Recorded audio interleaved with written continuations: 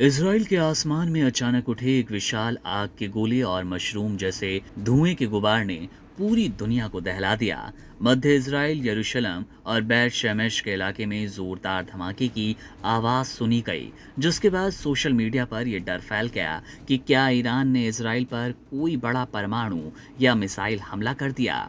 हालांकि इजरायली अधिकारियों और सरकारी रक्षा कंपनी तोमेर ने तुरंत सफाई देते हुए यह साफ किया कि ये कोई विदेशी हमला नहीं था, बल्कि एक पहले से तय रॉकेट प्रोपल्शन यानी कि मिसाइल इंजन का सफल परीक्षण था, जिसमें कोई हताहत नहीं हुआ।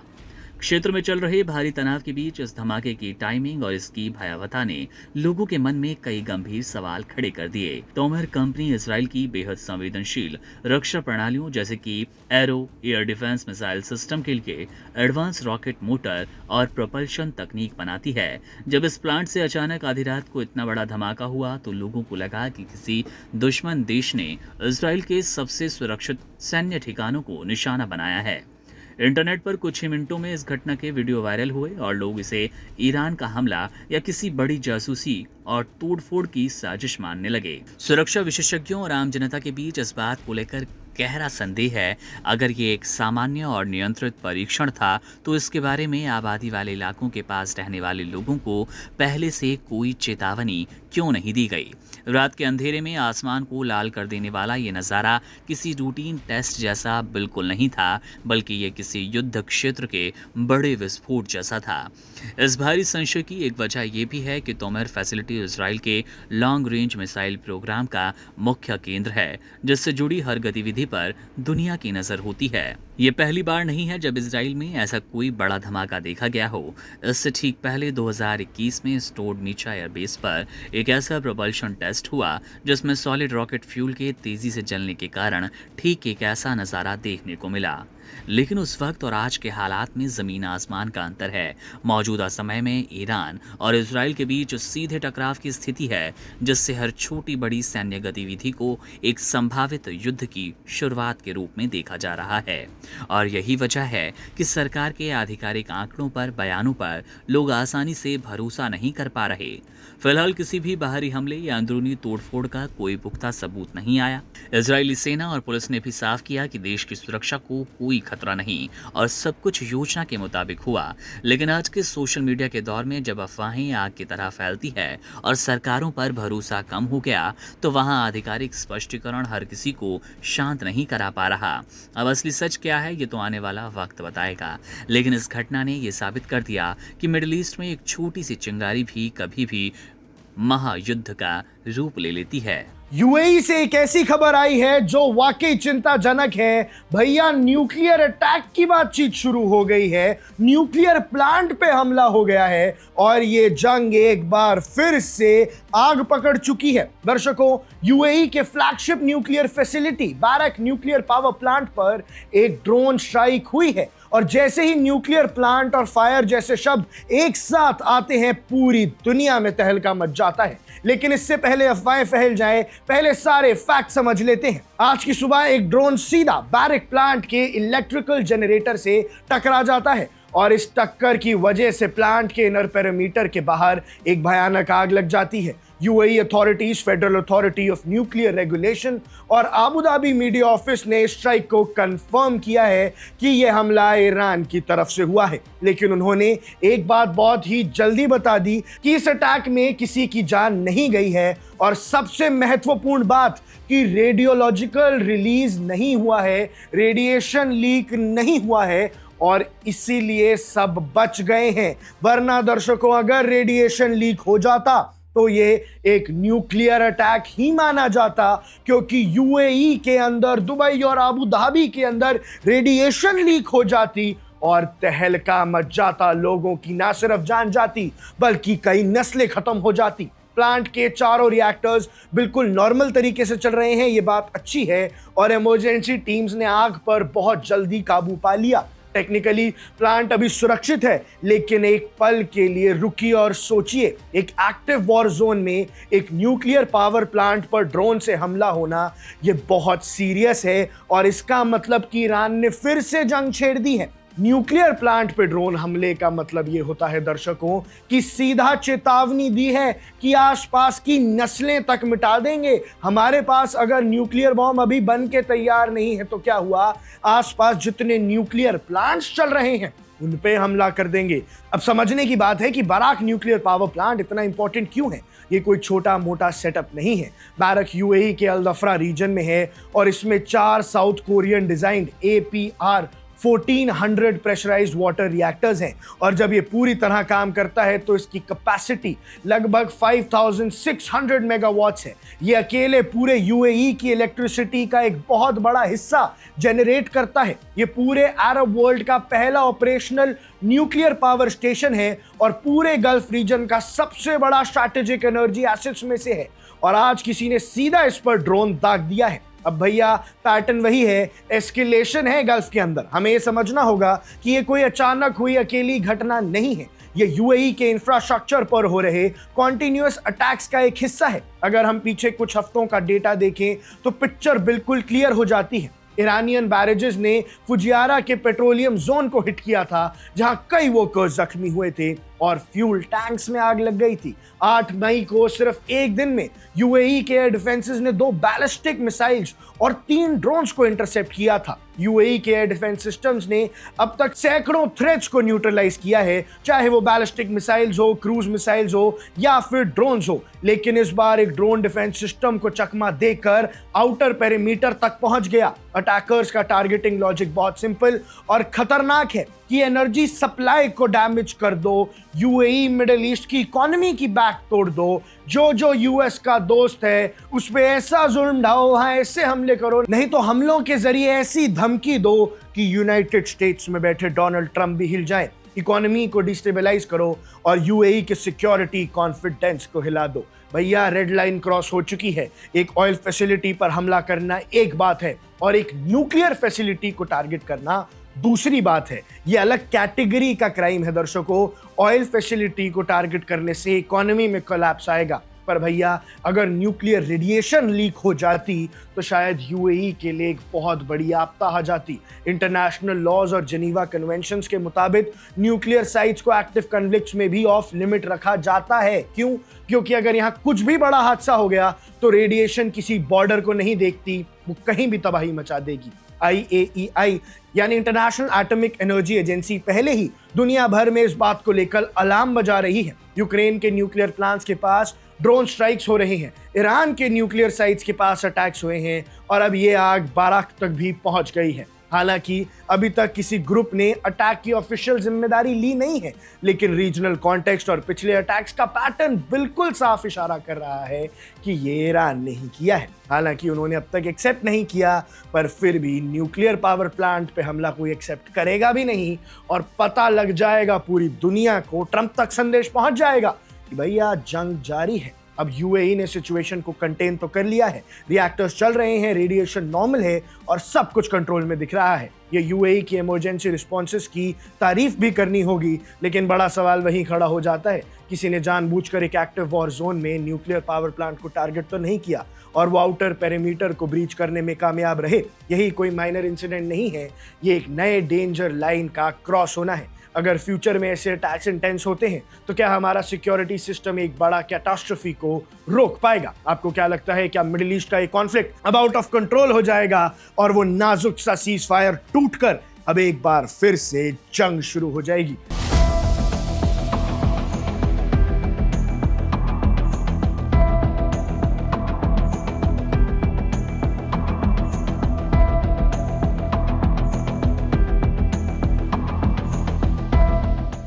क्या आप जानते हैं कि दुनिया का सबसे जरूरी समुद्री रास्ता अब एक ऐसे चक्रव्यूह में बदलने जा रहा है जिससे अमेरिका और डोनाल्ड ट्रंप की नींद उड़ने वाली है। ईरान ने स्ट्रेट ऑफ हॉर्मुज पर अपना शिकंजा कसने के लिए एक बेहद आक्रामक समुद्री ट्रैफिक सिस्टम तैयार कर दिया, जो कि उसके दुश्मनों के रास्तों को हमेशा के लिए बंद कर देगा। इस नए दांव से ईरान के दोस्त देश तो सुरक्षित बच निकलेंगे, लेकिन दुश्मनों को इस रास्ते से गुजरने के लिए भारी कीमत चुकानी होगी।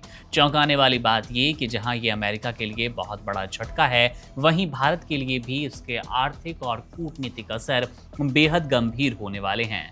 ईरान की संसद की राष्ट्रीय सुरक्षा समिति के प्रमुख इब्राहिम अजीजी ने हाल ही में एक बड़ा ऐलान किया। उन्होंने हॉर्मुज में समुद्री यातायात को पूरी तरह नियंत्रित और प्रतिबंधित करने के लिए एक बेहद प्रोफेशनल नियम तैयार कर लिया। ये नया नियम सीधे तौर पर उन देशों पर लगाम कसेगा जो कि ईरान के खिलाफ खड़े हैं।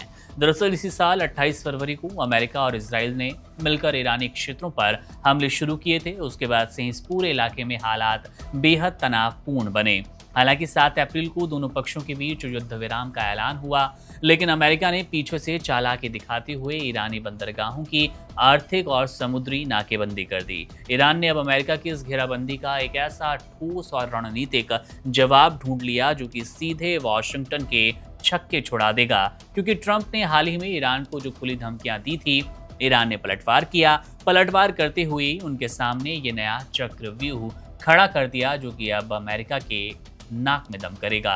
इस नए ट्रैफिक सिस्टम के मुताबिक जो देश ईरान के साथ अच्छे संबंध रखेंगे और उसके साथ खुलकर सहयोग करते हैं, केवल उन्हीं को इसी सकरे समुद्री मार्ग यानी कि हॉर्मुज से गुजरने की आज़ादी होगी और उन्हें विशेष सुरक्षाएं भी मिलेगी। इसके विपरीत बाकी सभी दुश्मन देशों को इस सिस्टम के तहत अपने जहाज़ों को निकालने के लिए एक भारी भरकम फीस या सर्विस टैक्स चुकाना पड़ेगा। ईरान ने साफ चेतावनी दी कि जो भी देश उसके नियमों के खिलाफ जाएगा उसके लिए रास्ता पूरी तरह बंद कर दिया जाएगा। संयुक्त राष्ट्र यूएन में ईरान के राजदूत आमिर सईद इरावानी ने साफ कर दिया कि पश्चिम एशिया में युद्ध और अस्थिरता शुरू करने वाले देश ही इस पूरे आर्थिक और सैन्य तनाव के लिए जिम्मेदार भी हैं। ईरान पर पिछले 1 साल में जो 2 गैर कानूनी हमले हुए, उसका करारा जवाब देना ईरान का संप्रभु अधिकार है। ईरान का यह कदम वैश्विक ऊर्जा सप्लाई चेन को हिलाकर रख सकता है, क्योंकि दुनिया का लगभग 1/4 कच्चा तेल इसी पतले समुद्री रास्ते से होकर पूरी दुनिया में पहुंच पाता है। अब बात कर लेते हैं इस पूरे वैश्विक विवाद का भारत पर क्या असर पड़ने वाला है, जो कि हमारे लिए सबसे बड़ी चिंता का विषय भी है। भारत अपनी जरूरत का सबसे ज्यादा कच्चा तेल पश्चिम एशिया के खाड़ी देशों से मंगवाता है और भारत की तरफ से आने वाले लगभग सभी तेल के टैंकर इसी स्ट्रेट ऑफ हॉर्मुज से होकर भारत पहुंचते हैं, भारत के बंदरगाहों पर अपनी पहुंच रखते हैं। अगर ईरान ने अपना ये नया ट्रैफिक सिस्टम लगाकर हर जहाज की कड़ाई से जांच की और निगरानी शुरू की, तो समुद्री रास्ते से तेल की आवाजाही बेहद धीमी और मुश्किल होगी। अब इसका सीधा सा नतीजा ये होगा कि अंतर्राष्ट्रीय बाजार में कच्चे तेल की कीमतें अचानक आसमान छुएंगी। हालांकि राहत की बात यह कि भारत और ईरान के आपसी ऐतिहासिक रिश्ते हमेशा से दोस्ती वाले रहे और भारत ने ईरान के चाबहार पोर्ट पर भी बड़ा निवेश किया है। इसलिए पूरी उम्मीद है कि ईरान भारत के कमर्शियल जहाज़ों को बिना किसी रुकावट के ही आसानी से निकलने देगा। लेकिन वैश्विक स्तर पर अगर तेल की कुल सप्लाई प्रभावित हुई और बाजार में तेल महंगा हुआ, तो भारत में भी पेट्रोल और डीजल का दाम एक बार फिर आप बढ़ता हुआ देख पाएंगे, जिससे देश में घरेलू महंगाई की मार बढ़ेगी। ट्रंप और ईरान के इस नए टकराव के बीच भारत को अपनी ऊर्जा सुरक्षा बचाने के लिए बेहद फूंक कर कदम रखना होगा, क्योंकि ईरान का ये चक्रव्यूह पूरी दुनिया की अर्थव्यवस्था को प्रभावित करने का मादा रखता है, दमखम रखता है।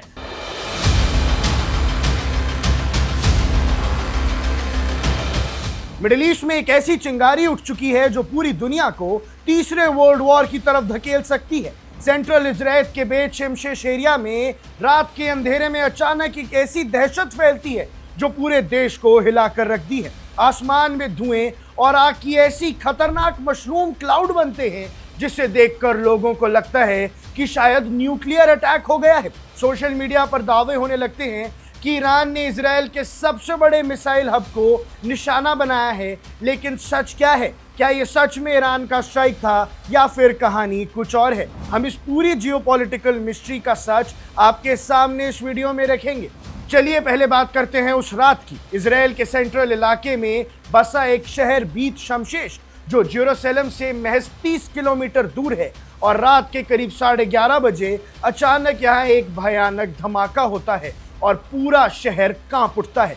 लोगों ने जैसे ही बाहर देखा, आसमान में एक आग का गुबार दिखता है, एक मशरूम क्लाउड था, और इंटरनेट पर कुछ ही सेकंड्स के अंदर वीडियोस वायरल होने शुरू हो जाते हैं। और हर जगह एक ही सवाल था कि क्या इजराइल न्यूक्लियर अटैक के अंडर आ चुका है? भैया, आरटी जैसी बड़ी न्यूज एजेंसीज ने रिपोर्ट किया कि यह धमाका इजराइल के सबसे एडवांस्ड एरो 3 मिसाइल सिस्टम के प्रोडक्शन फैसिलिटी पर हुआ है। भैया अब लोगों में इतना डर क्यों था? देखिए, बेशमशेष कोई आम शहर नहीं है। जब बात सिक्योरिटी की आती है, ये शहर पहले भी डायरेक्ट टारगेट रह चुका है और इसी साल मार्च के महीने में ईरान ने एक बड़ा बैलिस्टिक मिसाइल बराज यहाँ छोड़ा था, जिसमें एक मिसाइल डायरेक्टली बेशमशेष के रेजिडेंशियल एरिया पर गिरी थी, जिसमें 9 लोगों की जान चली गई थी। यानी शहर के लोग पहले से ही वॉर के ट्रॉमा में हैं और जैसे ही इस बार इतना बड़ा धमाका हुआ, लोगों का डर और ज्यादा बढ़ गया। धमाकों के कुछ घंटे बाद इजराइल की गवर्नमेंट ओन डिफेंस कंपनी टॉमर का स्टेटमेंट आता है। टॉमर वही कंपनी है जो एरो 3 मिसाइल सिस्टम्स के लिए रॉकेट इंजन और प्रोपल्शन सिस्टम्स बनाती है। उन्होंने कहा कि घबराइए मत, ये कोई फॉरेन अटैक नहीं है, ये एक प्री प्लान्ड गवर्नमेंट एक्सपेरिमेंट था जो एक कंट्रोल्ड डेटोनेशन था। लेकिन दर्शकों, एज अ जर्नलिस्ट यहाँ पर 2 बड़े सवाल खड़े होते हैं। अगर ये एक प्री प्लान्ड एक्सपेरिमेंट था तो लोकल रेजिडेंट्स को पहले से वार्न क्यों नहीं किया गया? कोई भी चेतावनी पहले क्यों नहीं दी? और दूसरा कि रात के 11:30 बजे ऐसी सेंसिटिव लोकेशन पर इतना बड़ा टेस्ट कौन करता है भैया? और यही वजह है कि डिफेंस एनालिस्ट इस ऑफिशियल कहानी पर पूरी तरह भरोसा नहीं कर रहे हैं। कई रिपोर्ट्स के मुताबिक ये कोई टेस्ट नहीं बल्कि एक बुरा एक्सीडेंट था जहां रॉकेट फ्यूल बनाने वाले केमिकल्स में अनकंट्रोल्ड ब्लास्ट हो गया। कुछ एनालिस्ट तो यहां तक कह रहे हैं कि इस ब्लास्ट में इजराइल के एरो 3 इंटरसेप्टर मिसाइल्स का एक बड़ा स्टॉकपाइल तबाह हो गया है। भैया अब बात करते हैं ईरान फैक्टर की। सबसे बड़ा सवाल है, क्या इसमें ईरान का हाथ था? देखिए, इस बात का कोई कंफर्म्ड एविडेंस तो नहीं है कि ये ईरान की कोई मिसाइल स्ट्राइक थी। अगर कोई मिसाइल बाहर से आती तो इजराइल के डिफेंस सायरन जरूर बजते, जो कि उस रात नहीं बजे। सो डायरेक्ट ईरानियन स्ट्राइक की बात यहाँ गलत साबित हो सकती है। लेकिन ये अफवाह इतनी जल्दी सच क्यों लगने लगती है? क्योंकि बैकग्राउंड में भैया जियोपॉलिटिक्स बहुत गर्म है। न्यूयॉर्क टाइम्स ने हाल ही की एक रिपोर्ट में ये साफ किया था कि इजराइल और यूएस के बीच सीक्रेटली मिलिट्री प्लानिंग चल रही है। ईरान के साथ पीस टॉक्स फेल हो चुकी हैं और दोनों देश किसी भी वक्त ईरान पर एक नया मिलिट्री एक्शन शुरू कर सकते हैं। जब ऐसी रिपोर्ट्स मार्केट में हो तो ऐसी किसी ब्लास्ट को लोग तुरंत वॉर से जोड़ने लगते हैं और हो सकता है कि इसका वॉर से कोई कनेक्शन भी हो। लेकिन दर्शकों, बेट शमशेष में जो धमाका हुआ वो बहुत भयानक था और वो इजराइल के लिए एक ऐसा धमाका था जो वो आने वाले समय में नहीं भूलेंगे। करोड़ों की कीमत, अचूक निशाना और आसमान में अमेरिका का वो शिकारी जिससे बचना नामुमकिन था, वो अब खुद शिकार हो चुका है। जी हाँ, पश्चिमी यमन के आसमान में सुपर पावर अमेरिका को लगा है अब तक का सबसे बड़ा झटका। अमेरिका का सबसे advance Hunter killer drone MQ-9 reaper को मार गिराया गया है और इसका दावा खुद किया है हूती विद्रोहियों ने। करीब 250 करोड़ की कीमत वाले इस ड्रोन का मलबा अब यमन की मिट्टी में बिखरा पड़ा है।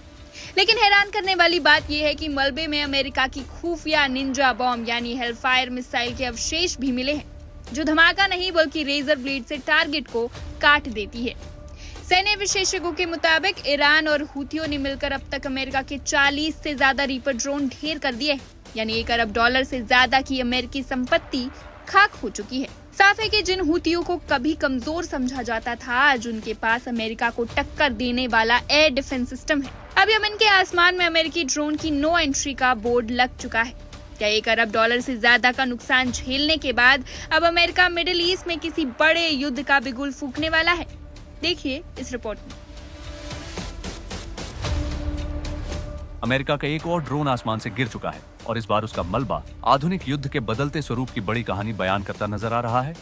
अमेरिकी सेना के सबसे उन्नत हंटर किलर ड्रोन में गिने जाने वाले MQ-9 रीपर को कथित तौर पर पश्चिमी यमन के ऊपर मार गिराया गया। ईरान समर्थित हूथी विद्रोहियों ने इसकी जिम्मेदारी ली है। सोशल मीडिया पर वायरल हो रही तस्वीरों और वीडियो में जमीन पर बिखरा मलबा दिखाई दे रहा है, जिस पर अमेरिकी विमान से जुड़ी सीरियल मार्किंग्स नजर आ रही हैं।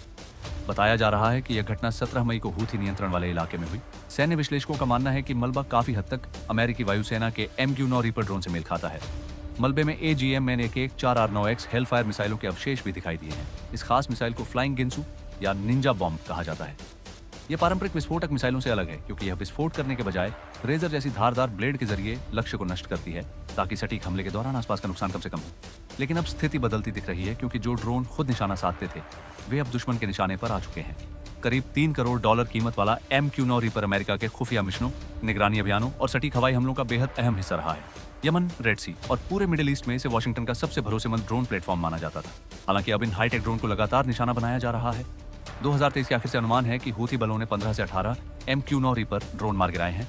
इसके लिए उन्होंने तेजी से उन्नत हो रहे surface to air missile system का इस्तेमाल किया। वहीं दूसरी ओर ईरानी फोर्सेस के साथ सीधे टकराव में भी करीब 2 दर्जन अतिरिक्त रीपर ड्रोन खोए जाने की खबरें सामने आई हैं। अगर इन आंकड़ों को मिलाया जाए तो ईरान और उसके क्षेत्रीय सहयोगियों द्वारा गिराए गए MQ-9 ड्रोन की संख्या अब 40 से ज्यादा हो सकती है। इसका मतलब है कि सैकड़ों मिलियन डॉलर, संभवतः $1 अरब से अधिक की अमेरिकी सैन्य संपत्ति नष्ट हो चुकी है। लेकिन विशेषज्ञों का कहना है कि इसका असर सिर्फ आर्थिक नहीं है। वर्षों तक रीपर ड्रोन अमेरिका की मानव रहित युद्ध क्षमता का प्रतीक रहे। घंटों तक हवा में बने रहना, दुश्मन की गतिविधियों पर नजर रखना और बिना पायलट की जान जोखिम में डाले घातक हमला करना इसकी सबसे बड़ी ताकत मानी जाती थी। अब युद्ध का मैदान तेजी से बदल रहा है। जिन हूथी लड़ाकों को कभी हल्के हथियारों वाले विद्रोही माना जाता था, वे अब ऐसे उन्नत एयर डिफेंस सिस्टम इस्तेमाल कर रहे हैं जो अमेरिका के सबसे आधुनिक ड्रोन के लिए भी गंभीर खतरा बन चुके हैं। फिलहाल यूएस सेंट्रल कमांड ने इस ड्रोन के नुकसान की पूरी आधिकारिक पुष्टि नहीं की है, लेकिन यमन, रेड सी और पूरे मिडिल ईस्ट में बढ़ते तनाव के बीच एक बात साफ होती जा रही है, अमेरिका के ड्रोन अब बिना चुनौती के उड़ान नहीं भर रहे।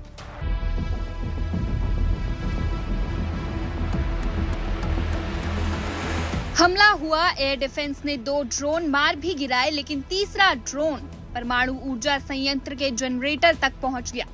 पर जानते हैं सबसे बड़ी खबर क्या है? सबसे बड़ी खबर ये हमला नहीं है, सबसे बड़ी खबर है वो सन्नाटा जो इस हमले के बाद अबू धाबी से गूंज रहा है।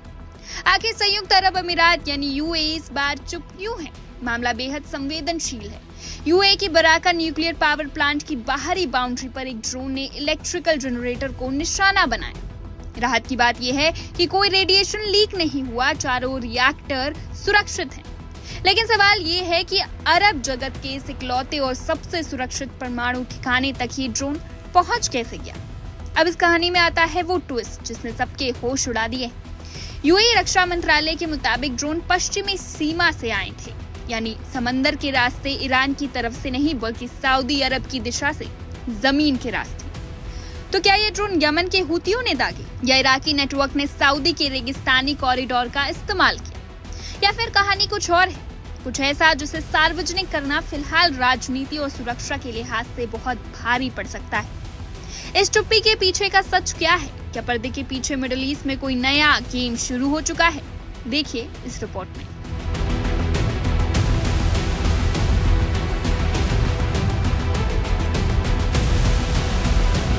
संयुक्त अरब अमीरात के हवाई क्षेत्र में 3 ड्रोन घुसे, 2 को एयर डिफेंस सिस्टम ने मार गिराया, लेकिन तीसरा अपने लक्ष्य तक पहुंच गया और उसने बारकाह न्यूक्लियर पावर प्लांट के बाहरी हिस्से में स्थित एक इलेक्ट्रिकल जनरेटर को निशाना बनाया। सबसे बड़ी बात यह नहीं कि हमला हुआ, सबसे बड़ी बात यह है कि यूएई, जो आमतौर पर कुछ घंटों के भीतर जिम्मेदार पक्ष का नाम ले देता है, इस बार पूरी तरह चुप है और यही खामोशी अब सबसे बड़ा सवाल बन चुकी है। यूएई मिनिस्ट्री ऑफ डिफेंस ने पुष्टि की है कि तीनों ड्रोन देश की पश्चिमी सीमा से दाखिल हुए थे, यानी अबू धाबी के अल धाफरा क्षेत्र की दिशा से। एयर डिफेंस ने तुरंत प्रतिक्रिया दी और 2 ड्रोन हवा में ही नष्ट कर दिए गए, लेकिन तीसरा बारकाह न्यूक्लियर पावर प्लांट के बाहरी परिधि तक पहुंच गया। अधिकारियों के मुताबिक किसी तरह की जनहानि नहीं हुई, रेडिएशन लीक नहीं हुआ और प्लांट के चारों रिएक्टर सामान्य रूप से काम कर रहे हैं। आग पर भी जल्दी काबू पा लिया गया, लेकिन तथ्य यही है, एक ड्रोन परमाणु ऊर्जा संयंत्र तक पहुंच गया। अब सबसे दिलचस्प सवाल आता है, हमला किसने किया? क्योंकि अबू धाबी की पश्चिमी सीमा ईरान की तरफ नहीं खुलती, वह सऊदी अरब की दिशा में है, यानी ड्रोन समुद्र के ऊपर से नहीं बल्कि जमीन के रास्ते पश्चिम से आए। इससे पूरा नैरेटिव बदल जाता है। एक संभावना यमन के हूथी विद्रोहियों की है, जिन्होंने 2022 में भी अबू धाबी एयरपोर्ट और तेल सुविधाओं पर ड्रोन हमले किए थे। दूसरी संभावना इराक में मौजूद ईरान समर्थित नेटवर्क की है, जिनके पास लंबी दूरी तक मार करने वाले ड्रोन मौजूद हैं। ऐसा भी हो सकता है कि ड्रोन इराक या किसी और क्षेत्र से लॉन्च होकर सऊदी रेगिस्तानी कॉरिडोर के रास्ते यूएई तक पहुंचे हों। और तीसरी संभावना शायद सबसे संवेदनशील है कि जांच में कुछ ऐसा सामने आ रहा हो जिसे सार्वजनिक करना फिलहाल राजनीतिक या सैन्य रूप से बेहद भारी पड़ सकता है। ध्यान देने वाली बात यह भी है कि 2026 में क्षेत्रीय संघर्ष बढ़ने के बाद यूएई पर कई हमले हो चुके हैं। फजायरा से लेकर ऊर्जा ढांचे तक जब भी ईरान या उसके सहयोगियों पर शक हुआ, अबू धाबी ने खुलकर आरोप लगाए। लेकिन इस बार रक्षा मंत्रालय का बयान बेहद सावधान और संतुलित है। जांच जारी है, बस इतना कहा गया है। कोई नाम नहीं, कोई सीधा आरोप नहीं और लक्ष्य भी बेहद प्रतीकात्मक है। बरकाह सिर्फ एक पावर प्लांट नहीं है, ये पूरे अरब जगत का पहला परमाणु ऊर्जा संयंत्र है, जिसमें 4 रिएक्टर हैं और जो यूएई की बिजली जरूरतों का बड़ा हिस्सा पूरा करता है। ऐसे स्थल के बाहरी हिस्से तक ड्रोन पहुंचना खुद में एक संदेश है। किसी ने दुनिया को यह दिखाना चाहा कि वह यूएई के सबसे संवेदनशील और सुरक्षित माने जाने वाले ठिकानों तक पहुंच सकता है। अब पूरी दुनिया की नजर इस बात पर होगी कि जांच पूरी होने के बाद यूएई आखिर किसे जिम्मेदार ठहराता है। क्योंकि वह जवाब सिर्फ इस हमले के बारे में नहीं बताएगा, बल्कि यह भी उजागर करेगा कि मध्य पूर्व के इस बढ़ते संघर्ष में पर्दे के पीछे वास्तव में क्या चल रहा है।